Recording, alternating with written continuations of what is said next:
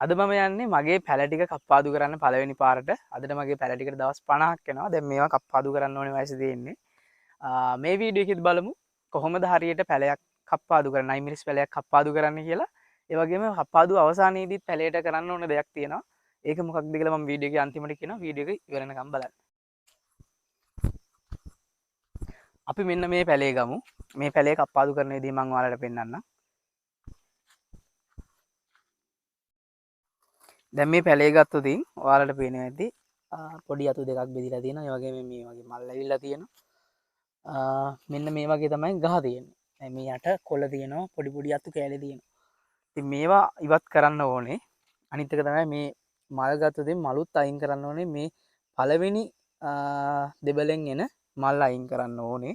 මොකද මේ කාලේදී අපි බලන්න ඕනේ ගහේ වර්ධනය. ඒ නිසා මල් අයින් කරන්න ඕනේ. දැන් අපි බලමු මේ ගහ කොහොමද හරියට කප්පාදු කරන්නේ කියලා. මෙන්න මේ කොළ තියෙන්නේ. දැන් මෙන්න මේ කොළ මෙන්න මේ විදිහට අතින් කඩලා අයින් කරන්න ඕනේ. කොළ මේ වගේ මේ චූටි අතු. දැන් මේ අතු වල අතු වර්ධනය වෙලා මේවෙන් අපිට අපි හිතන තරම් පළදාවක් එන්නේ නැහැ. ඒ නිසා මේ අතුත් අයින් කරන්න ඕනේ මෙන්න මේ විදිහට.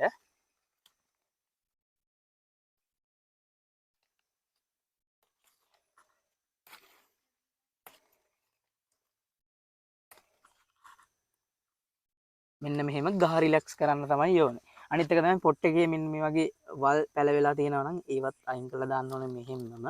දැන් ඔයාලට බලා ගන්න පුළුවන් මේ ගහ රිලැක්ස් වුණා. ඉතින් මේ කොළ අතු නැති වුණාන් පස්සේ අපි මේ පැලයට දෙන පොහොර ඒ හැම දෙයක්ම ගහට උරාගෙන මේ අතු බෙදිලා ඉක්මනට ගහ වර්ධනය වෙනවා මේ විදිහට කප්පාදුව කරොත්. අපි බලමු මේ පැලේ.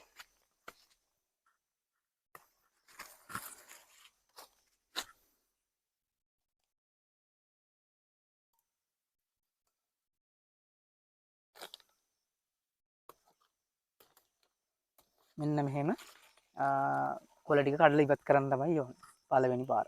උඩටම කඩන්නේ නැහැ. ගහේ සාමාන්‍යයෙන් කොළ 7-8ක් තියෙන විදිහට තමයි අපි මේ කප්පාදුව කරගන්න ඕනේ. ඊළඟට මම පෙන්නන්නම්.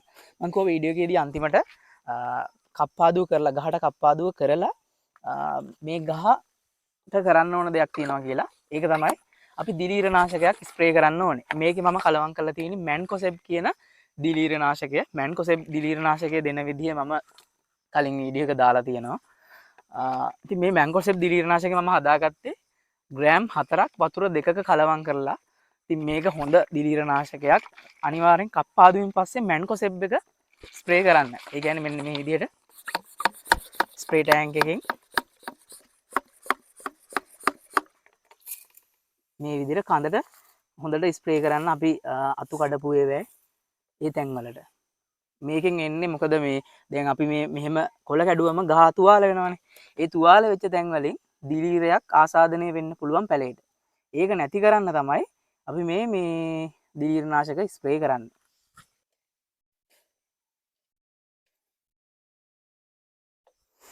මේ විදිහට අපි හැම පැලයකම කප්පාදුව කරන්න ඕනේ දවස් 50න් වගේ. ඒ කියන්නේ දවස් 50ත් 60ත් අතරදී තමයි මේ කප්පාදුව අපි කරන්නේ පළවෙනි පාරට පැලේට.